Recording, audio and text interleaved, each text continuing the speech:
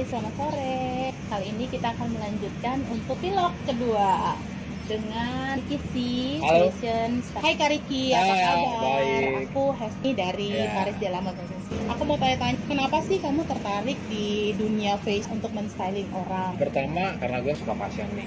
Teman-teman gue kayak kadang nggak pede dengan cara mereka bergaya. Gue bikin baju kalian deh, terus baju mereka bikin tuh seru banget ya ternyata, bikin orang jadi cakep, styling orang itu seru banget nih. Memang itu hobinya Kak Hobi. Riki dalam dunia styling nih. Udah berapa lama Aku gitu? dari apa udah unik ya, bahkan untuk baju itu gue harus pilih baju apa yang gue pakai, ke baju dari kecil sampai sekarang itu aku nggak akan mau pakai kalau itu bukan apa yang sesuatu yang gue suka. Dari SMP itu gue baca majalah, datang ke Jakarta Fashion Week atau yang berhubungan dengan acara kayak gitu. Yang berhubungan dengan fashion lah Iya. ya Terus gitu. kayak waktu itu kan gue kerja kantoran ya, malah berhubungan sama pajak gitu. Gak nyambung banget Gak nyambung kok banget. gitu kan. Nggak nyambung, lumayan lama di sana, 4 tahun lebih. Akhirnya 2016 aku mutus harus milih apa gue harus tetap di sini atau enggak gue ngejar apa yang jadi impian gue. Akhirnya Kak Riki memutuskan Kan, untuk keluar dari zona nyaman. berjuang pokoknya dari nol, berjuang dengan segala kerumitan, banyak hal yang aku dulu sampai 2 tahun pertama aku belum sepede itu bilang aku fashion stylist. Aku ngerasa aku masih belajar, belum sepede itu. 2 tahun terakhir ini kayak aku, oh iya gue stylist, gue udah bisa bilang ke orang kalau gue profesional fashion stylist. Perjuangan berarti 2 tahun ya Kak, tanpa adanya basic, hanya karena hobi yang Hobi. Kak Riki pengen ngembangin. Iya. Ngomong-ngomong nih Kak, untuk stylist sih rumit seperti apa sih untuk membuka mata? Dimana sekolah Paris Delamotte Fashion School tuh banyak student yang memang mereka berasumsi kalau dunia fashion itu hanya untuk menggambar atau menjahit.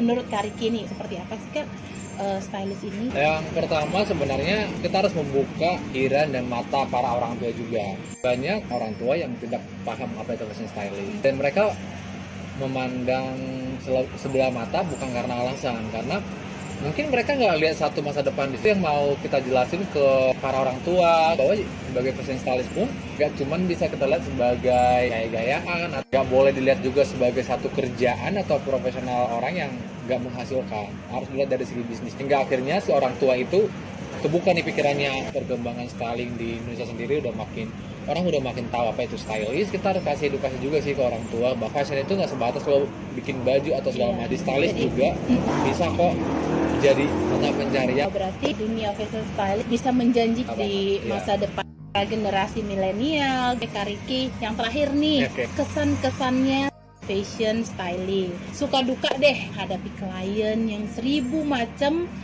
keinginan, kemauan, caranya seperti apa. Gak gampang ya menghadapi klien. Semakin hari tuh mereka semakin trennya itu semakin aneh-aneh. Kita sebagai fashion stylist juga harus menyimbangi dong. Ya karena itu gimana tuh Kak Riki? Pertama kita harus menciptakan kepercayaan antara kita sama dengan si klien. Tentunya nggak sebatas kayak dia percaya sama gue akhirnya gue suka gue, enggak. Nah pasti kita harus mengisi diri kita dengan wawasan yang lebih luas. Selebihnya kita harus mengenali tiap karakter klien kita.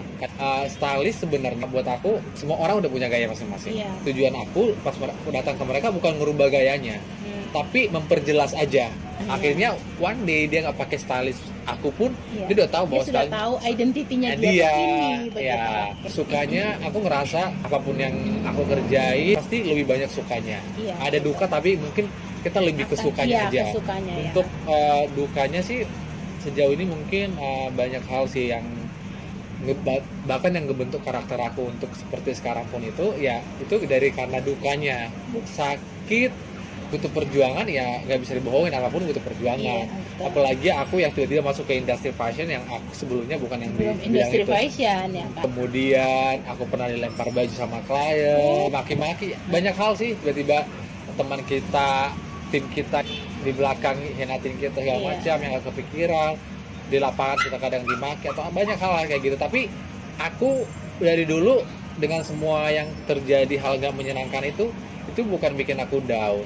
Aku mau ambil kesimpulan nih ya Kak Riki, kalau misalnya kita menjadi seorang desainer atau fashion styling itu harus punya identity, betul ya Kak Riki? Membina satu klien kita harus trust, kemudian komitmen kita ya secara profesional sehingga si klien itu percaya dengan kita dan dia akan merekomendasikan Kita. kerjaan kita ke orang lain. Betul. Nah, buat teman-teman yang mau belajar nantinya bersama Kak Riki, bisa ikutin kita di Paris Delanotte Fashion School dari Ya. Serpong. Kak Riki, makasih banyak loh Iya, ya sama-sama. untuk waktunya. Ya, terima kasih semuanya. Bye. Daftarkan diri kalian, klik link di bio Instagram. Kita tunggu di Paris Delanotte Fashion School. Yeay.